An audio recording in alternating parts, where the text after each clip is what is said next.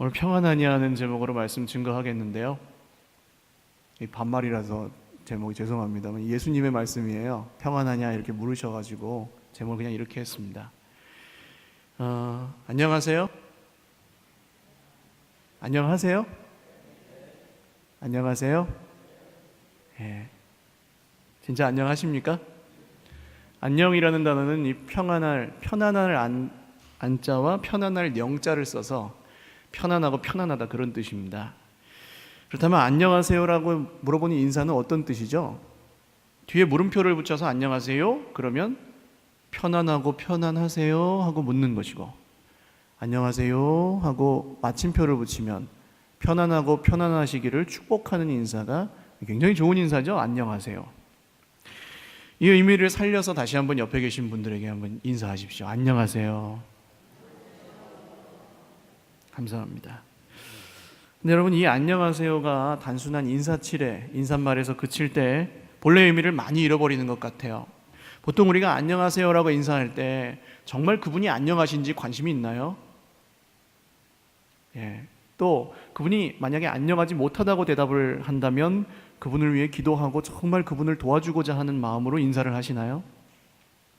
대부분 안녕하세요 하면 대답이 돌아오기보다는 그냥 안녕하세요라는 인사가 돌아옵니다. 그래서 여러분, 저는 가끔 제가 안녕하세요 인사하면 목사님 안녕 못해요 하면서 자기 이야기를 해주시는 분들이 참 감사해요. 제 인사를 제대로 받으신 거잖아요. 안녕하세요. 때로는 늘 안녕하신 줄 알았는데 알고 보니 안녕하지 못하셨던 분들이 나중에 제가 알게 될 때, 그때가 가장 안타깝습니다. 얼마나 속상하셨을까? 얼마나 외로우셨을까? 목사에게도 말 못하는, 안녕하지 못한 거는 진짜 힘든 거거든요. 그래서 우리 모두가 서로 안녕하세요라는 인사만 진심으로 솔직하게 인격적으로 나눌 수 있다고 한다면 우리가 더 많이 서로 사랑할 수 있을 거라는 그런 생각을 해보았습니다. 지난주에 제가 한 10년 지기 친구를 만날 기회가 있어서 오랜만에 만났어요. 군대 친구인데 군대에서 동기고 같은 곳에서 일하고 같은 대대에서 살고 그래서 거의 굉장히 친한 친구고 예수님을 아주 신실하게 믿는 목사님은 아닌데 그런 친구입니다. 이 상암동이 회사라서 제가 이제 저녁에 좀 늦게 그 친구를 만나러 갔어요. 근데 만났는데 친구와 인사를 나누었습니다. 잘 지냈느냐? 잘 지냈다. 근데 이 인사가 아닌 거예요. 그렇게 깊은 관계에 있는 친구랑은 왜 잘 지냈고 왜 못 지냈는지 시콜콜하게 다 이야기할 수 있는 거예요. 그리고 우리 서로가 그런 관계가 되어서 안녕하세요 했는데 내가 왜 안녕한지 왜 안녕하지 못한지 이런 이야기들을 다 긴밀하게 나눌 수 있으면 뭐가 좋을까요? 제가 그 친구를 요새 제가 굉장히 좀 피곤했는데 그 친구를 만나러 서울을 갔잖아요. 운전하고. 그랬다가 밤 한 10시 정도에 돌아왔습니다. 근데 하나도 안 피곤한 거예요. 마음을 나눌 수 있는 친구와 서로의 안녕을 나누고 나니까 너무 기쁘고 너무 행복하더라고요. 우리 서로가 여러분 그런 관계가 되었으면 좋겠습니다. 바로 옆에 있는 지체에게 내 안녕한지 안녕 안 한지를 얘기를 못하는 공동체, 굉장히 불행한 것이죠. 여러분, 중요한 것은 어떠십니까? 정말로 안녕하십니까? 왜 아무도 대답을 안 하세요? 불안하게. 안녕 못하실 때도 있으시죠? 그러나 늘 우리에게 정말 인사치레가 아닌 자기의 온 생명을 다해 우리에게 안녕을 물으시는 분이 계십니다. 바로 우리 주님 예수님이시죠. 그래서 예수님이 주신 말씀이 있어요. 요한복음 14장 27절입니다. 읽어보시죠. 시작. 평안을 너희에게 끼치노니 곧 나의 평안을 너희에게 주노라. 내가 너희에게 주는 것은 세상이 주는 것과 같지 아니하니라. 너희는 마음에 근심하지도 말고 두려워하지도 말라. 아멘. 오늘 말씀을 통해서 세상이 주는 안녕이 아닌, 그냥 인사치레로 끝나는 안녕이 아닌 예수님이 주시는 안녕이 무엇인지 깨닫고 누리시는 그 은혜가 저와 여러분에게 있으시기를 주님의 이름으로 축원을 드립니다. 첫 번째로 드릴 말씀은 걱정이 끊어질 때 우리는 안녕할 수 있습니다. 오늘 말씀은 예수님께서 부활하시던 날 아침에 있었던 일이거든요. 원래 예수님께서 복음을 전하실 때 예수님을 따라다니던 사람들이 제자들뿐만 아니라 여성들이 있었습니다. 그 당시에는 여성들의 인권이 그렇게 보장되어 있던 시대가 아닙니다. 그래서 성경에도 숫자를 헤아릴 때 성인 남성의 숫자만 셉니다. 오병이어의 기적을 아시죠? 오병이어의 기적으로 몇 명이 먹었습니까? 5,000명이 먹었죠. 이 숫자는 성인 남성의 숫자일 뿐입니다. 그래서 어린아이와 연세 드신 분들과 여성분들의 숫자는 포함되어 있지 않은, 그 당시의 가치관을 대변하는 그런 숫자 셈법이죠. 그런데 이런 상황에서도 아주 성경에 비중 있게 이름이 등장하는 여자분들이 많이 있어요. 누가복음 8장 1절에 3절 한번 읽어보겠습니다. 시작.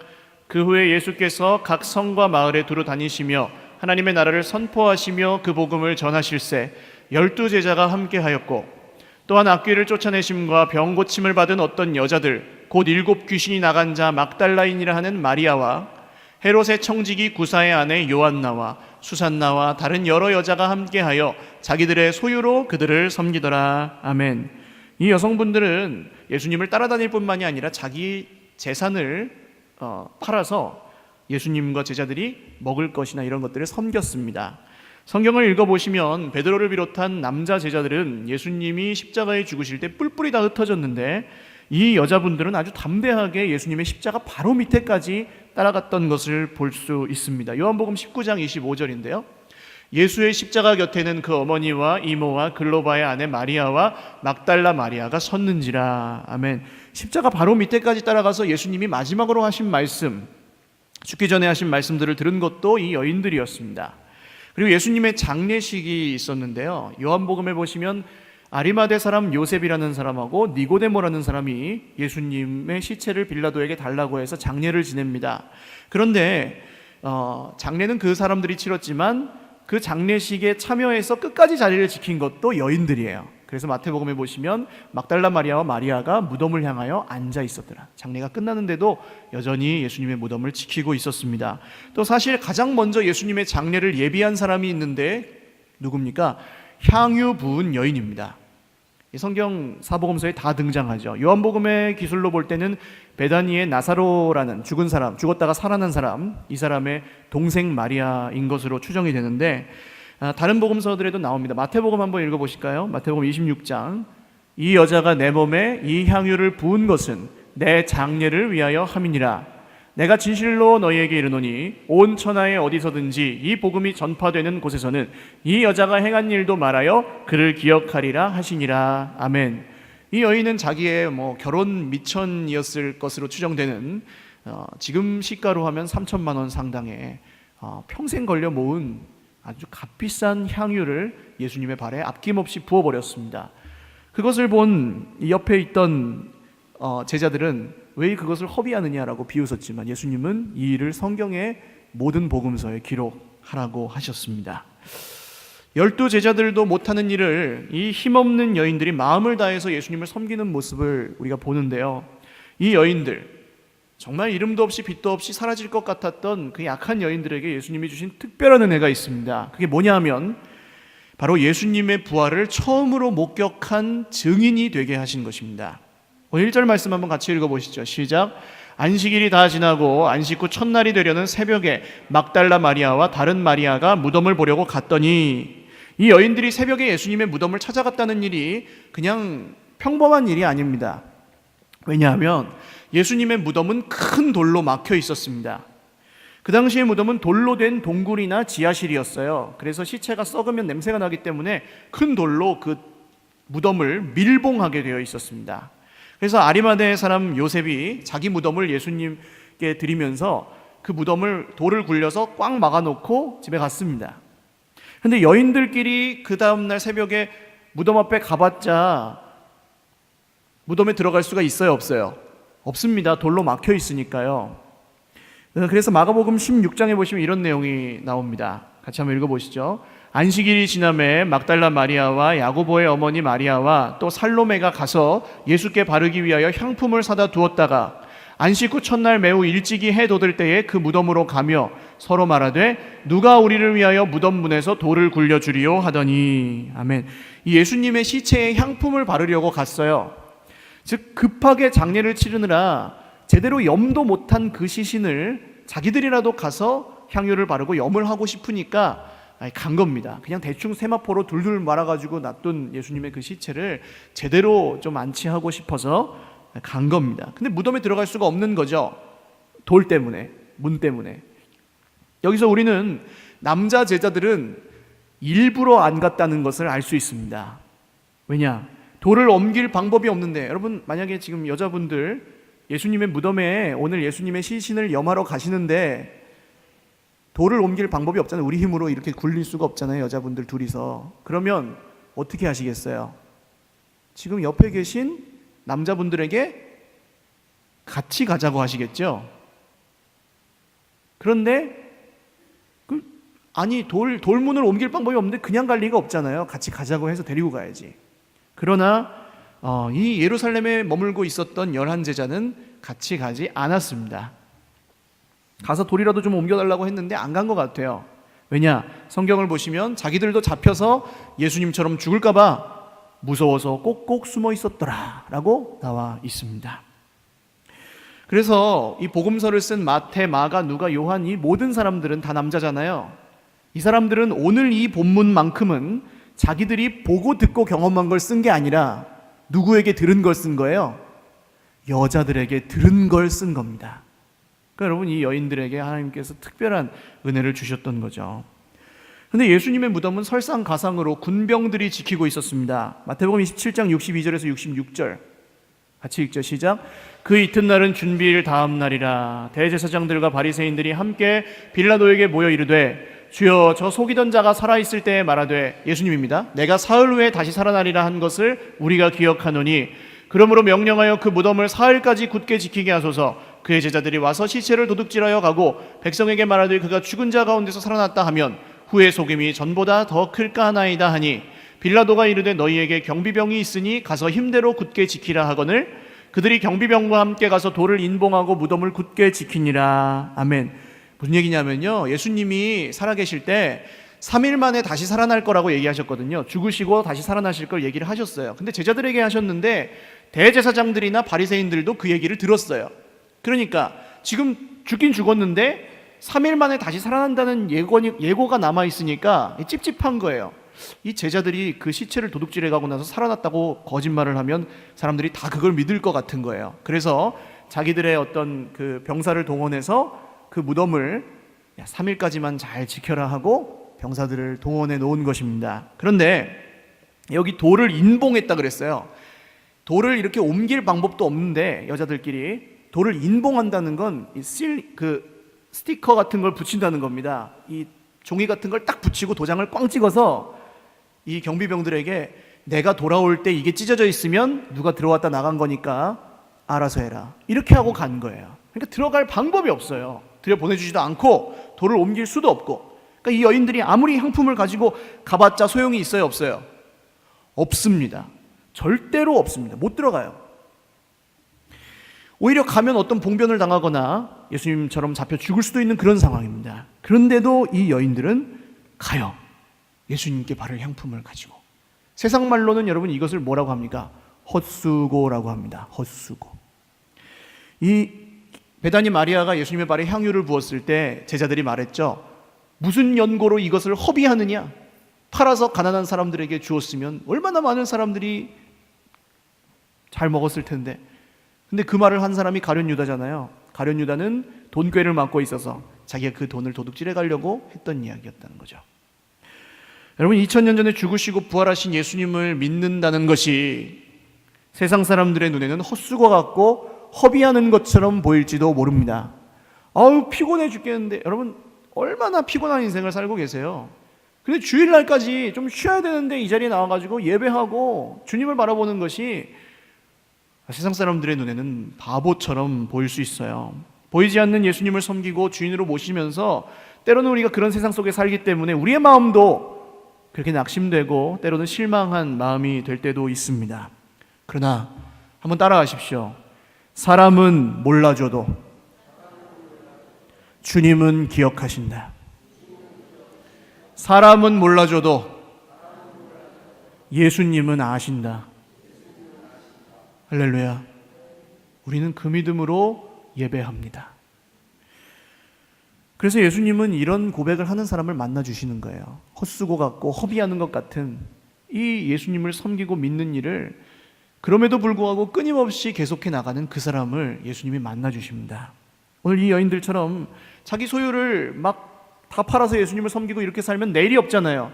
저금도 하고 뭐 좀 보험도 들고 자기 먹을 것도 남겨놓고 그래야지 될 것 같은데 이 여인들은 하나도 남김없이 내일이 없어요. 내일이 없는 인생이에요. 근데 그 내일을 누가 책임지시는 겁니까? 예수님이 책임지신다는 거예요. 그리고 그런 사람에게 예수님이 가장 먼저 찾아오셔서 만나 주신다는 겁니다. 이 여인들이 여러분 어떻게 이렇게 살 수 있는지 아십니까? 오늘날에도 이런 분들이 우리 중에 많죠. 예수님을 섬기는데 교회 가서 살아요. 아주 기도하는 게 그냥 삶이에요. 삶. 그렇게 하라 그래도 못하겠어요. 돈 안 벌고 왜 교회 가가지고 앉아있어 하는 소리를 맨날 들어요. 근데 그분들이 억지로 나와서 그렇게 앉아있는 게 아닙니다. 왜 그렇게 할 수 있을까요? 염려가 안 되기 때문이에요. 걱정이 그냥 안 되는 거예요. 걱정하지 말아야지 이래서 안 되는 게 아니고 그냥 걱정이 안 되는 거예요. 그러니까 예수님을 더 많이 선택하고 섬기는 거예요. 자연스러운 일인 겁니다. 헛수고하고 허비하는 것 같은 마음이 들면 여러분 이 자리에 나올 수 없어요. 내 지금 쓰고 있는 이 시간이 헛수고하는 시간인 것 같으면 이 자리에 나와서 앉아있을 수가 없다고요. 내가 드리는 돈이 뭐 그냥 어디 그냥 날아가는 것 같이 여겨지면 헌금을 드릴 수가 없어요. 그러나 정말 그런 걱정 염려가 안 되기 때문에 우리가 드리고 섬기고 그렇게 믿는 것입니다. 하나님 나라의 백성은 세상의 걱정 근심이 끊어진 사람들입니다. 할렐루야. 그래서 안녕한 거예요. 그래서 평안한 거예요. 지금 제자들이 예수님의 장례에 주도적으로 참가하지도 않고 무덤에도 가지 않는 이유는 뭡니까? 걱정 때문이죠. 우리도 예수님처럼 잡혀 죽을까 봐 꼭꼭 숨어 있어요. 또 진짜 죽었네. 줄을 잘못 썼구나. 이거 어떡하나. 이제 앞으로 어떻게 사나. 이게 제자들의 마음을 꽉 사로잡고 있는 거예요. 여러분 걱정은 믿음의 반대말입니다. 걱정을 묵상하면 말씀이 안 들려요. 할렐루야. 여러분 걱정 묵상하지 마시고 하나님을 바라보시기 바랍니다. 문제를 묵상하지 마시고 문제보다 크신 주님을 바라보시길 바라요. 그러니까 이제 여러분 걱정하지 마십시오. 할렐루야. 걱정하지 않는 것이 안녕하는 길입니다. 두 번째로 예수님이 우리 인생 가운데 찾아오실 때 우리는 안녕할 수 있습니다. 여인들이 무덤에 도착했을 때 큰 지진이 났고요. 하늘에 천사가 내려와서 돌문을 열었고 지키던 군병들이 다 기절했어요. 그리고 천사들이 여인들에게 말하죠. 예수님 다시 살아나셨다. 이 여인들의 마음이 어땠겠습니까? 이루 말할 수 없는 기쁨이 여인들의 마음에 있었을 것이고 만약에 여러분들이 그 여인들이었다면 어떻게 하시겠습니까? 전해야죠. 빨리 가서. 야, 살아나셨어. 진짜 예수님이 하나님의 아들이었어. 진짜 말씀대로 이루셨어. 라고 전해야 되는 겁니다. 그래가지고 여인들이 막 뛰어가지고 제자들이 있는 곳으로 가려고 하는데 예수님이 딱 나타나신 거예요. 9절 말씀 한번 읽어보겠습니다. 시작. 예수께서 그들을 만나 이르시되 평안하냐 하시거늘 여자들이 나아가 그 발을 붙잡고 경배하니. 아멘. 이게 한글 성경에는 예수께서 그들을 만나 이르시되 이렇게 나오니까 별로 좀 지루하죠. 그런데 원래 성경 그리스말 성경에는 이렇게 써 있습니다. 보라 예수께서 나타나셨다. 갑자기 보라 예수께서 나타나셨다. 갑자기 나타나신 거예요. 여인들이 예수님을 만났습니까? 예수님이 여인들에게 나타나셨습니까? 예수님이 여인들을 만나주신 거예요. 이게 똑같은 것 같지만 달라요. 뭐가 다릅니까? 우리가 예수님을 찾을 때 이럴 수 있습니다.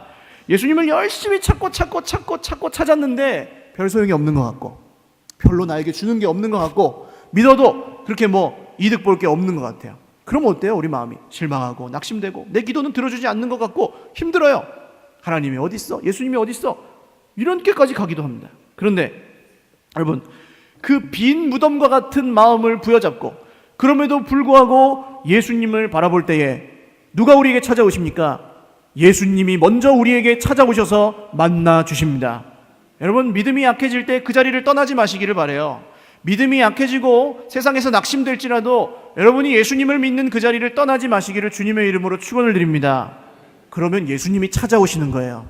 내가 공로를 쌓아가지고 예수님을 만나고 내가 무슨 열성이 뜨거워가지고 나만 만나주신 그런 게 아니고 그렇게 낙심되고 실망한 그 실패의 자리에서도 끊임없이 예수님 바라볼 때 예수님이 나를 찾아오셔서 만나주시는 것입니다. 부활하신 예수님이 가장 먼저 만나려고 찾아오신 사람들이 이 여인들이었어요. 그리고 하신 말씀이 뭡니까? 오늘 주제죠. 평안하냐 이렇게 물으시거든요. 평안하냐. 예수님이 쓰신 이 단어는 원래 평안이라는 뜻은 없어요. 그냥 영어로는 greetings입니다. 이렇게 인사입니다. 인사. 안녕. 굿모닝이에요. 굿모닝. 좋은 아침입니다. 여러분 잘 한번 생각해 보세요. 어제 헤어졌던 사람이 오늘 아침에 만나서 하는 인사가 굿모닝이에요. 안녕. 근데 예수님은 어떤 분이에요? 3일 전에 죽었던 분이고 방금 전까지도 죽었다고 생각했던 분인데 오늘 살아서 만났는데 어떻게 인사하셨다고요? 굿모닝. 안녕. 이상하지 않으세요? 왜 보통 예수님이 죽었다가 살아나셨으면 자, 보았느냐? 예수께서 가라사대 내가 살아난 걸 보았느냐? 나를 믿고 경배하여라. 뭐 이렇게 인사를 하셔야 될 것 같은데 안녕 그러신단 말이에요. 평안하냐? 이게 무슨 뜻입니까? 평안하냐? 나는 오늘 살아있다. 예수님이. 근데 너도 오늘 살아있니? 라고 물으시는 거예요. 우리가 보이지 않는 예수님을 믿으며 살다 보면 세상 걱정에 흔들려서 하나님과 멀어질 때가 있습니다. 그런데 하나님에게서 멀어지면 어떻게 돼요? 우리 영혼이 죽어요. 그때 예수님이 우리를 찾아오셔서 물어보시는 인사가 바로 이거라는 겁니다. 나는 지금도 살아있는데 너도 살아있니? 라고 물으시는 거예요. 사랑하는 여러분, 죽으시고 부활하신 예수님이 가장 먼저 나를 찾아오셔서 나에게 평안하냐라고 물으시는 그 음성을 매일 아침 들으시기를, 매 순간순간 들으시기를 주님의 이름으로 축원을 드립니다. 여러분, 응답이 무슨 되게 거창하고 특별한 거라고 생각하시는데 그런 응답도 있겠지만 예수님은 매일 아침 매 순간순간마다 우리에게 응답하시려고 우리를 기다리십니다. 무엇으로요? 어디서 기다리십니까? 늘 말씀드리지만 대답을 안 하시면 설교가 길어질 뿐입니다. 어디서 기다리세요? 네, 성경책이요. 말씀이요. 성경은 예수님이 우리에게 성경 공부하라고 주신 게 아닙니다. 성경은 무슨 신에 대한 호기심을 채우라고 우리에게 주신 게 아니고 공룡이 있네 없네, 원숭이가 사람이 됐네 안 됐네, 그거 논쟁하라고 성경을 우리에게 주신 게 아니에요. 성경은 그럼 우리에게 왜 주셨습니까? 살아계신 예수님이, 지금도 역사하시는 예수님이 우리에게 응답하시려고 주신 것이 성경이에요. 그리고 매일매일 이 각박하고 힘든 세상에서 돈도 없고 피곤하고 아프고 문제가 끊이지 않고 공허하고 실패하고 정말 절망한 우리 낙심의 이 연속적인 이 힘든 인생에서, 여러분, 제가 아까 예쁘시다 그랬잖아요. 정말 예쁘세요, 여러분. 그런데도 나오셨잖아요, 예수님께. 그 예수님이 우리를 말씀 가운데 찾아오셔서 물으신다는 거예요. 평안하냐? 이 음성을 들으려고 하지 않는데 우리가 어떻게 평안할 수 있습니까? 우리가 성경 공부하는 거 말고요, 여러분. 하나님의 말씀으로 우리는 예수님께서 응답하시려고 하는데 우리가 그냥 이 성경 꽂아놨다가 먼지가 뽀얗게 쌓일 때쯤 되면 주일이 되죠. 탁탁 털어가지고 그냥 주일날만 가지고 나오는데 어찌 우리가 응답을 받으며 어찌 우리가 평안할 수 있겠느냐고요. 남녀가 연애를 하는데 아침 저녁으로 전화통을 붙잡고 살잖아요. 그러면 옛날에 휴대폰이 없을 때는 여러분 비밀 연애가 불가능했습니다. 왠지 아세요? 자녀들이 이렇게 연애를 하면은 밤새도록 전화통을 붙잡고 해요. 그때는 이제 유선 전화니까 보통 나오면은 10,000원, 20,000원밖에 안 나와요. 근데 연애를 시작했어요, 우리 애가. 그러면 어떻게 됩니까? 150,000원, 200,000원이 나와요. 그러면 단박에 아는 겁니다. 근데 뭐 전화를 하는데 밤새도록 전화통 붙잡고 있는 이유가 뭐예요? 야, 내가 남자친구야, 여자친구야, 뭐 내가 이렇게 이걸 모르겠는데 좀 알려줘, 이렇게 하려고 전화합니까? 아니요, 그냥 목소리만 듣고 있어도 좋으니까 전화를 하는 거예요. 여러분, 예수님과의 관계가 그렇게 되시기를 주님의 이름으로 축원을 드립니다. 우리 눈에 성경책이 자꾸 밟히면 예수님이 지금 나에게 전화하고 계시는 거라고 믿으시길 바래요. 그리고 뭐라고 말씀하십니까? 평안하냐? 평안하냐? 괜찮아? 진짜로 괜찮아? 괜찮은 척하지 말고 진짜로 괜찮아? 물으시는 거예요, 예수님이. 그리고 예수님이 하시는 이 인사를 받으셔야 돼요. 그래야 우리가 뭘 할 수 있냐면요, 여인들이 그 음성을 듣고 어떻게 했어요? 나아가, 9절입니다. 나아가 그 발을 붙잡고 뭐 했습니까? 경배하니, 예배하니. 여러분, 예배 드렸어요. 중요한 원리입니다. 예수님이 매일매일 우리에게 말씀을 통해 평안하냐는 인사를 건네시는데, 이 인사를 무시하는 사람은 절대로 예배를 드릴 수가 없습니다. 예수님이 이 인사를 가장 가까이에서 크게 하시는 때가 언제인지 아세요? 우리가 죄 가운데 있을 때에, 우리가 하나님에게서 멀어져 있을 때에, 죄 말씀에 응답에 관심이 없고 성경책에 먼지가 뽀얗게 쌓여갈 때에 우리 주님은 물으세요. 평안하냐? 너 진짜 그 죄구덩이에서 진짜로 평안하냐? 너 나랑 그렇게 멀어져 있는데 진짜로 평안하냐? 네가 나에게 그렇게 관심이 없는데 너 진짜로 괜찮냐? 너 살아있냐? 나는 지금도 이렇게 살아있는데 너도 살아있냐? 물으신다는 것입니다. 여러분, 평안하지 않아요. 예수님과의 관계가 깨어져 있는 한 우리는 인생은 평안할 수가 없습니다. 이 재수없고 나쁜 일이 안 생긴다고 그게 평안이 아니에요. 인생의 모든 것을 성공할지라도 예수님하고 멀면 그것이 여러분 우리의 예배를 방해하고 막아버립니다. 24시간 드리는 이 삶의 예배는 관두고 주일날 드리는 예배도 그냥 고역이에요. 왜요? 내가 예수님의 그 평안하냐는 음성을 별로 듣고 싶지 않거든요. 여러분, 오늘 나의 예배를 점검하십시오. 예배 형식, 교회, 목사의 설교, 무슨 찬양을 하고 내 마음에 들고 안 들고 이런 거는 두 번째고요. 특별한 경우가 아닌 한 두 번째고, 첫 번째 이유는 내가 평안하냐는 주님의 음성에 관심이 없는 겁니다. 듣지 않을 때 우리 예배는 막히게 되어 있어요. 사랑하는 여러분, 하나님께 예배가 잘 안 드려지고 예배 드리는데 기쁨이 없는 것은 우리가 평안하지 못한 것입니다. 오늘 예수님의 이 평안하냐는 인사에 날마다 아멘으로 응답하는 저와 여러분 되시길 바랍니다.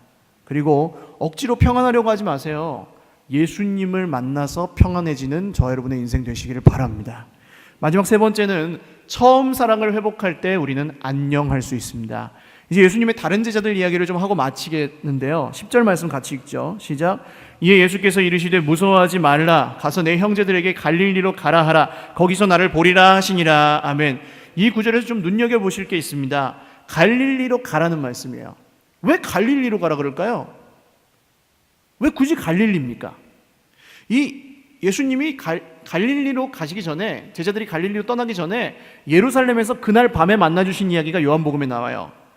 20장 보시면 예수님이 부활하신 그날 저녁에 이 제자들이 여인들의 말을 듣고도 예수님 부활하셨다는 걸 안 믿어요. 그래서 문을 다 꼭꼭 닫고 방에 숨어 있습니다. 모여서.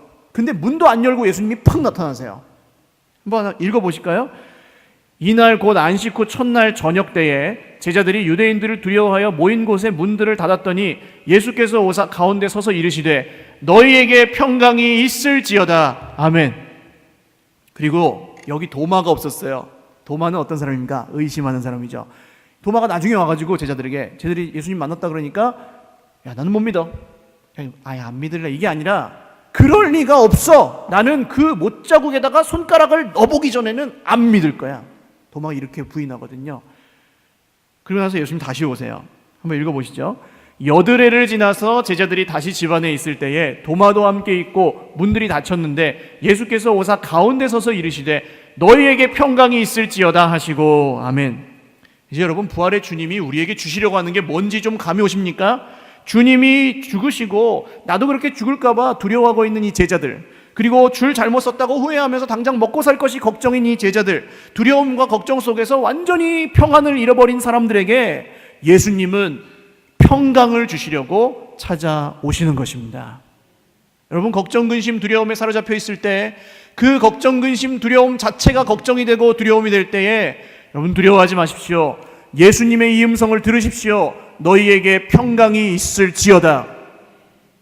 평안하냐고 묻는 데서 그치지 않으시고 더 분명하고 선명하게 너희에게 평강이 있을지어다 말씀하시는 예수님. 왜 제자들에게 평강이 있어야 될까요? 이 평안하냐는 인사는 사실 예수님에게 아주 특별한 의미가 있는 인사예요. 왜냐? 여러분, 예수님이 지금 여자들에게 말씀하신 게 내 형제들에게 갈릴리로 가라 그러셨거든요. 제자들이 형제들인 거예요. 근데 제자들이 어떤 사람입니까? 십자가 앞에서 다 도망갔잖아요. 다 저주하며 부인했잖아요.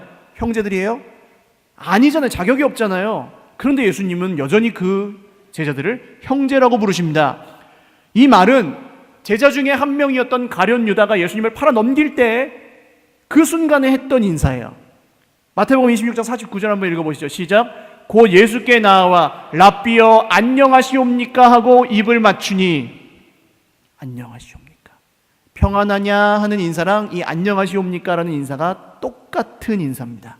왜 이렇게 인사를 했냐면요, 사람들이 그때는 이제 횃불을 켜고 이제 밤에 다니잖아요. 겟세마네 동산에 밤이니까 횃불을 켜고 왔는데 예수님만 있는 게 아니라 예수님하고 제자들이 같이 있으니까 누가 예수님인 줄 알아야 잡아갈 거 아니에요. 그래서 가룟 유다가 내가 입 맞추고 안으면서 안녕하세요 하는 그 사람이 예수니까 빨리 잡아가세요, 이렇게 짜놓은 거예요. 팔아먹으려고 하는 인사가 안녕하세요였어요, 가룟 유다는.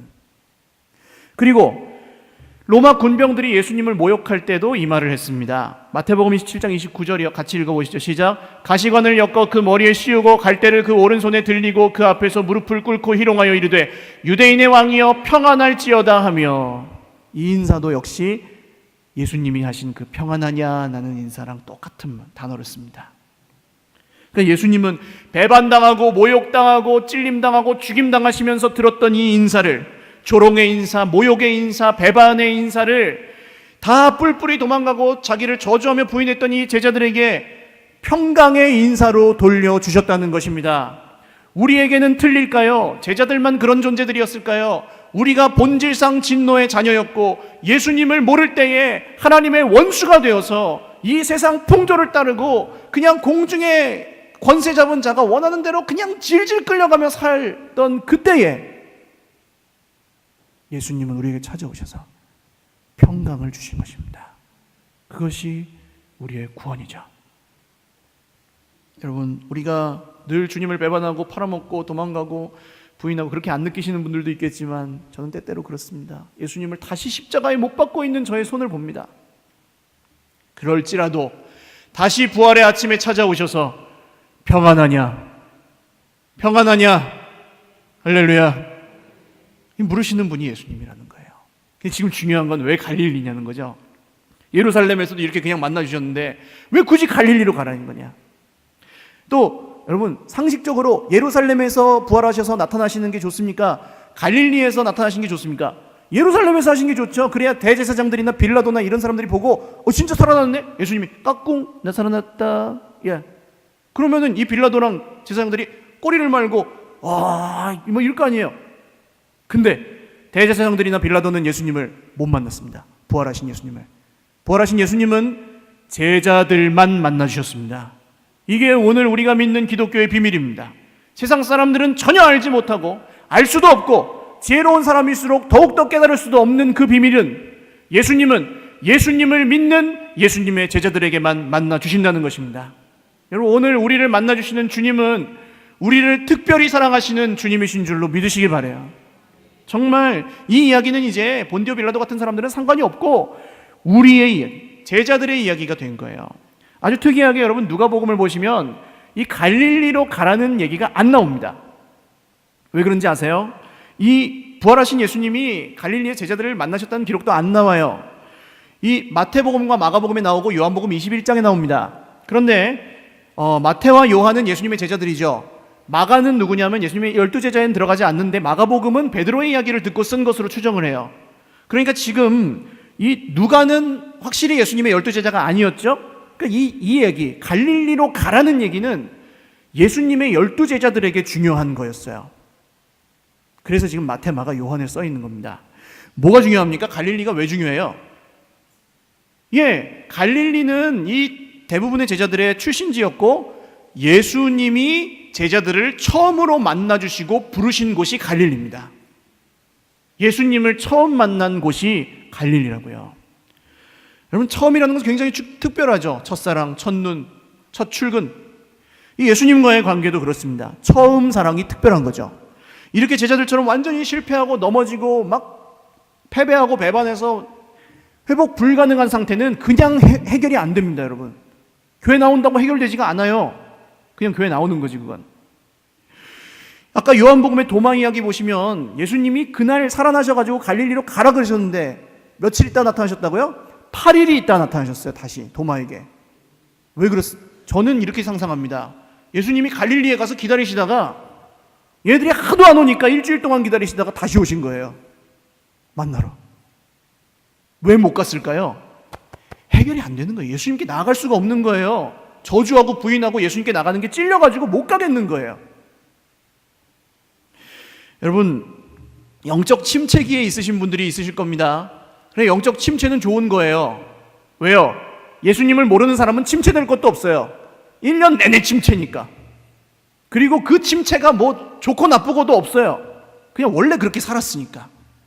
그러나 예수님을 만난, 예수님과의 뜨거운 사랑의 경험이 있는 분들, 그리고 그 사랑이 식어져 있는 분들이라면 오늘 예수님이 오셔서 평안하냐 물으실 때 대답하실 수 있습니까? 그럼 어떻게 할까요? 처음 사랑이 그때로 돌아가셔야 되거든요. 요한계시록 2장 4절과 5절 말씀 읽어보겠습니다.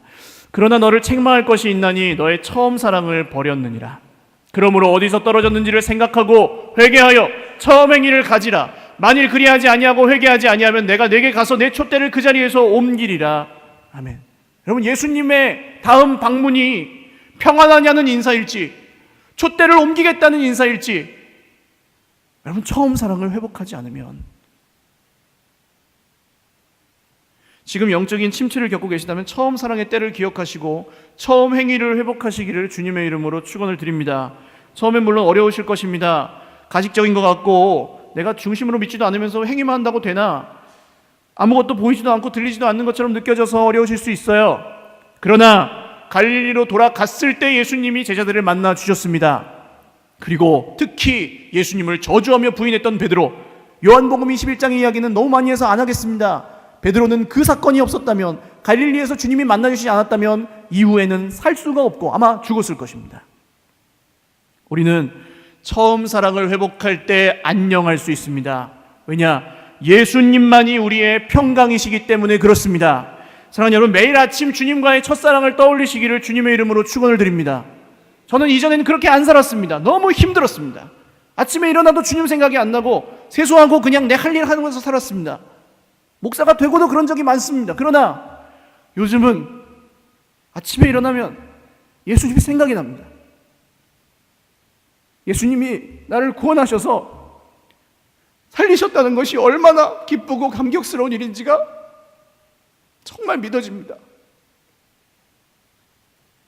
되게 바쁘고 피곤해도 기쁩니다. 행복해요. 고난이 찾아와도 문제가 있어도 걱정이 안 됩니다. 예수님 때문에. 여러분, 인생의 목표가 이게 되시면 좋겠어요. 매일매일 예수님 생각나는 인생, 매일매일 예수님이 기억나서 그 힘으로 사는 인생. 말씀을 맺습니다. 부활절도 아닌데 부활의 주님 얘기를 했어요. 여러분, 부활절에만 만나는 분이 부활의 주님이 아니에요. 부활하신 주님을 믿는다는 건 지금도 살아계셔서 내 삶 가운데 함께 하시는 주님을 믿는 겁니다. 저 멀리 하늘에 계신 분은 아니고요, 지금도 살아계셔서 나와 함께 하시는 그분을 믿는 겁니다. 제가 월요일 새벽에 기도를 하는데 이런 기도가 나오더라고요. 내 주님 보고 싶다. 여러분, 힘들면 엄마 보고 싶잖아요. 우리는 힘들면 주님 보고 싶은 사람들. 힘들어서 그런 건 아닌데, 제가 우는 것도 여러분 힘들어서 우는 게 아닙니다. 절대. 오히려 기쁨의 눈물에 가깝습니다. 예수님이 저희한테 처음 주신 그 은혜는 눈물의 은혜였어요. 중학생 때 뭘 알겠어요? 제가 기도할 줄 알겠습니까? 뭘 성경을 알겠습니까? 그냥 하라는 대로 기도하고 울면서 기도하게 해달라고 기도했어요. 그랬더니 눈물이 나더라고요. 근데 그 눈물 속에서 정말 예수님이 믿어졌습니다. 그리고 천국이 어떤 곳인지를 경험하고 기뻐하게 하셨어요. 그때 저는 컴퓨터 게임을 즐기고 세상의 쾌락과 뭐 이런 것들을 그냥 놀고 근심 없이 사는 게 그런 건 줄 알았습니다. 근데 그 어떤 재미있는 게임보다, 그 어떤 재미있는 TV 프로보다, 그 어떤 즐거운 일보다 예수님이 주시는 평안은 정말 비교할 수 없는 천국의 평안이요 기쁨이었습니다. 여러분, 그 후에도 수도 없이 넘어지고 쓰러지고 배반하고 부인하고 저주하고 예수님을 십자가의 제 손으로 다시 못 박고 그렇게 넘어졌는데, 그때마다 주님은 다시 저에게 찾아오셔서 눈물을 흘리게 하시고 평안하냐?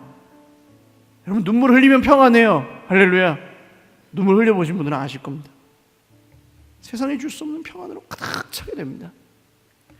오늘 좀 우셨으면 좋겠어요. 그리고 우리가 정말 슬퍼할 것이 무엇인지를 한번 생각해 보십시오. 돈이 없어서 슬퍼하지 마시고, 문제 때문에 울지 마시고, 몸이 아파서 울 때도 있지만, 여러분, 진짜 우리가 슬퍼해야 될 것은 내가 예수님을 원하지 않을 때, 내가 예수님을 정말 사랑한다고 말만 하지 사랑하지 않을 때, 예수님이 보고 싶은 것보다 세상의 쾌락과 내가 쫓아가는 나의 가치들이 나를 지배할 때, 그때 슬퍼하십시오. 그리고 눈물 흘릴 때, 눈물이 다 지나가면요, 예수님 물으실 겁니다. 평안하냐? 한번 함께 하실까요? 아멘 하십시오. 평안하냐? 평안하냐?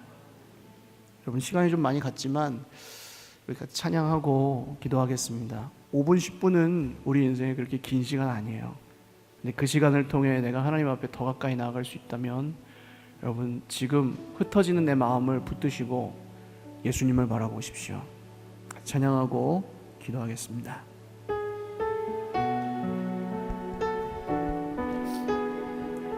주의 도를 버리고 주의 도를 버리고 헛된 꿈을 줬던 우리들, 거짓과 교만한 마음을 용서하여 주소서. 하나님의 긍휼로 부끄러운 우리 삶을 덮어주소서. 우리의 소망, 우리의 구원, 주께 간구합니다. 성령의 불로 나의 마음을 태워주소서. 성령의 불로 나의 영혼 새롭게 하소서. 심한 고난을 받아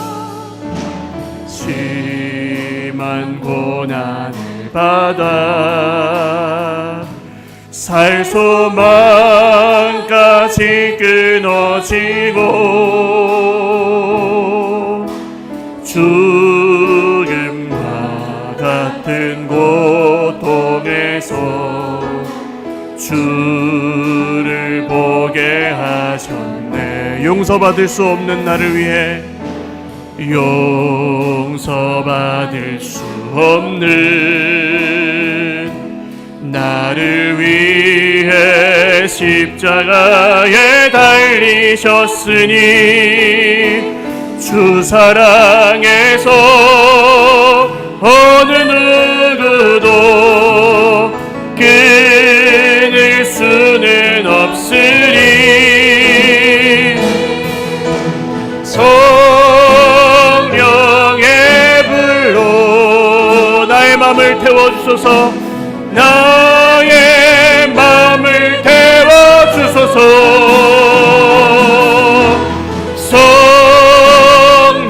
성령의 불로 나의 영혼 새롭게 하소서. 기도하겠습니다. 여러분, 이 찬양의 가사를 진지하게 묵상하셨다면 이 찬양의 가사는 우리를 부끄럽게 하고 우리를 회개의 자리로 인도하여 줄 것입니다. 정말 우리는 주 앞에서 온전할 수 없고, 우리는 이전에 구제불능이었으며 본질상 진노의 자녀였고, 하나님에게서 멀어져서 죽은 것과 같이 되었고, 걱정, 근심, 문제에 사로잡혀 부활하신 주님을 바라보지 못하는 존재들이었는데, 주님이 오늘 우리에게 찾아오셔서 평안하냐? 평안하냐? 정말로 평안하냐? 평안한 척하지 말고 진짜로 평안하냐? 너 괜찮냐? 너 괜찮냐고 물으실 때에 여러분 정말 괜찮으십니까? 주님 앞에서도 안 괜찮다고 말을 못하면, 왜 안 괜찮은지도 모르고 계속 그렇게 힘들면 얼마나 힘든 인생입니까? 얼마나 불행한 인생입니까? 예수님을 모르면 모를까? 이 자리에 나왔는데도 아무런 내 인생의 고통과 문제와 걱정, 근심과 모든 믿음 없음과 약함을 주님께 말씀드리지 못한다면 여러분 얼마나 불행합니까? 오늘 여러분 믿음의 정도에 상관없이 예수님이 살아계신 것을 믿는 분들은 기도하십시오. 걱정, 근심이 끊어질 때 안녕하게 하시고, 예수님이 나를 찾아오셔서 만나주실 때 안녕하게 하시고, 살아계신 예수님과의 처음 사랑을 회복시켜 주셔서 나를 안녕하고 평안하게 하여 주옵소서. 세상이 줄 수 없는 평안으로 나를 온전히 지배하여 주옵소서. 기도하겠습니다. 하나님 아버지, 올 세상이 줄 수 없는 평안이 우리의 인생 가운데 하나님 임하여 주옵소서. 걱정, 근심 예수의 이름 앞에 떠나가고 끊어지고, 정말로 걱정이 안 돼서 안 되는, 아버지여 걱정하지 않는 그런 인생, 예수님을 몰랐지만 이제는 예수님을 만나서 안녕하고 평안한 인생, 식어져 있었지만 다시금 갈릴리로 돌아가 내가 돌아가야 될 갈릴리가 어딘지를 알고 그 자리로 돌아가 예수님을 예배할 때, 만날 때 평안하냐? 네가 나를 사랑하냐?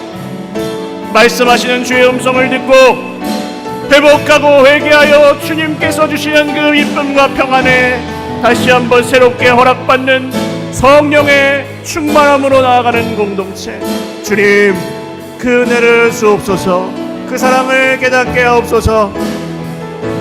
한 번 더 기도하겠습니다. 여러분이 이 자리에 오신 것은 예수님을 믿기 때문에 오셨을 텐데, 그렇다면 우리에게는 갈릴리가 있을 것입니다. 예수님이 나를 처음으로 부르셨던 그곳, 예수님이 나를 처음으로 만나주셨던 그곳, 이대로 있으면 안 되겠다, 교회를 나가야 되겠다, 이대로 있으면 안 되겠다, 말씀을 봐야 되겠다, 이대로 있으면 안 되겠다, 예수를 믿어야 되겠다라고 생각하게 하셨던 그곳, 그리고 그게 믿어져서 그게 내 삶의 기쁨이요 소망이 되었던 그곳, 정말 내가 영생을 얻었고 천국의 백성이 되었다는 것을 확신하였던 그곳, 그 갈릴리, 왕년에 그런 때가 있었지 지금은 그냥 평탄하게 믿으면 되지, 그게 아니라 처음 사랑의 그때, 하나님 내가 돌아가야 될 갈릴리가 어디입니까? 내 힘으로는 못 따라가겠사오니 주님이 나를 찾아오셔서 만나주시고 그곳으로 인도하여 주옵소서. 다시 한번 1, 2분간 기도하겠습니다. 하나님 아버지, 내가 돌아가야 될 갈릴리가 어디인지를 알게 하여 주시고, 갈릴리로 가라, 갈릴리로 가라 말씀하실 때에 주님 돌아가게 하시고 처음 사랑을 회복하게 하시고, 회개하여 처음 행위를 가지라, 회개하여 처음 행위를 가지라, 회개하여 처음 행위를 가지라. 무뎌져 있고 익숙해져 있고 당연해져 있는 신앙에서 탈피하고 성령의 붙들림을 받아 회개하여 처음 행위를 가지라.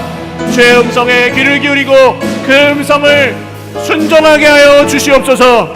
살아나기 원합니다. 죽은 것처럼 살고 아무렇지 않은 척처럼 살지만 주님, 나는 너무나 힘듭니다. 정말 너무나 어렵습니다. 주님, 우리 인생 가운데 찾아오사 소망이요 생명이요 기쁨이 되시는 주님, 오늘 죄 백성들의 마음 가운데 새 일을 행하여 주옵소서.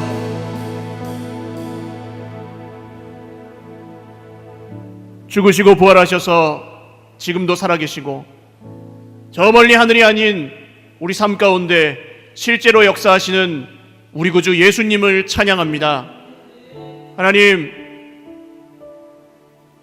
형제 자매들이 너무 악하고 배역한 세상에서 상하고 깨어지고 지쳐서 사는데, 내가 어디가 아픈지도 모르고, 내가 왜 아픈지도 모르고, 내가 왜 죽어 있는지도 모르고, 내가 왜 기쁘지 않은지도 모르고 무덤덤하게 세상 사람들 살듯이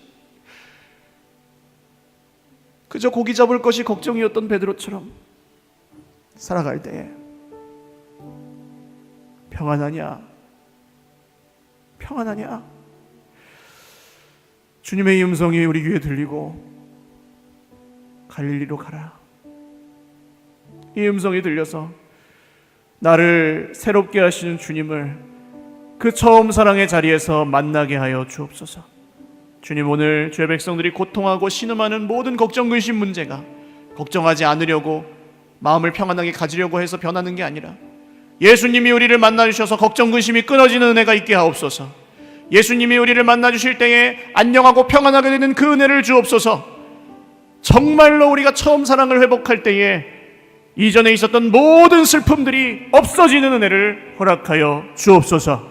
믿음으로 선포하며 기도한 영혼마다 하나님 나라의 놀라운 역사가 시작되게 하시고 순종하며 겸손함으로 이 길을 걸어갈 때에 아침마다 새로운 주의 은혜로 함께 하옵소서. 주님의 음성이 들릴 때에 평안하냐? 예 주님. 평안하냐? 예 주님. 괜찮냐? 예 주님. 괜찮냐? 예 주님. 너 하나도 안 괜찮은 상황이고 너 하나도 좋지 않은 상황인데 왜 괜찮냐? 주님 때문에요. 고백하고 날마다 능력과 생명과 소망과 기쁨이 되시는 주님만을 의지하는 모든 죄 백성들 되게 하옵소서. 감사하고 축복하며 예수님의 이름으로 기도합니다. 아멘. 평안을 너에게 주노라.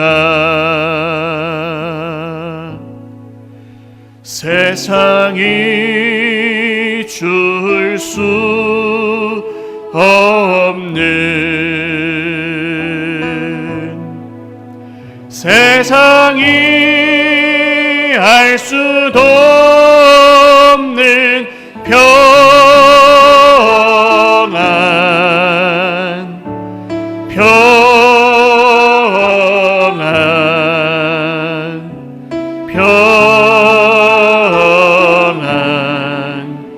평안을 내게 주노라.